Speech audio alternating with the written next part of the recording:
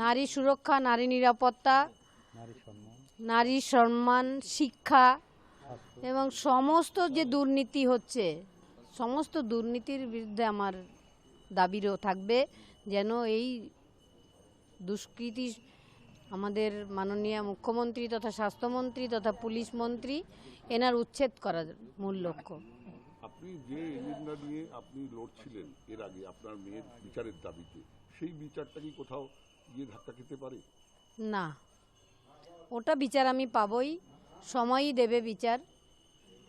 তবে আমি তো একটা মেয়েকে হারিয়েছি, আর আমি কোনো যন্ত্রণা যেন না পায় আমাদের মতো সেদিন আমরা যেটা পেয়েছিলাম, কোনো বাবা মায়ের কোল যেন আর খালি না হয়, কোনো মেয়েকে যেন স্বপ্ন পূরণ করতে গিয়ে এরকম পরিস্থিতির শিকার না হতে হয়, সেই জন্যই আমার এখানে আসা।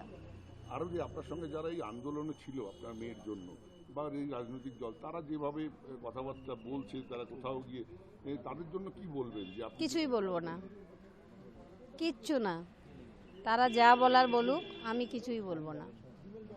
আপনি কি চাইছেন যে এই জায়গায় দাঁড়িয়ে মানুষের পাশে কিভাবে দাঁড়াবেন? আপনার সংসার সামলে আপনার এই যে দায়িত্ব কর্তব্যগুলো, সংসার কি আর আমার আছে? নেই তো, শূন্য হয়ে গেছে সব কিছু। মেয়ের সাথে সাথে মেয়ের স্বপ্নও শেষ হয়ে গেছে, আমাদেরও স্বপ্ন শেষ হয়ে গেছে। আমাদের একটা সোনার সংসার, সেটা এই সরকারই নষ্ট করে দিয়েছে। আমাদের আর সংসার বলতে কিছু নেই।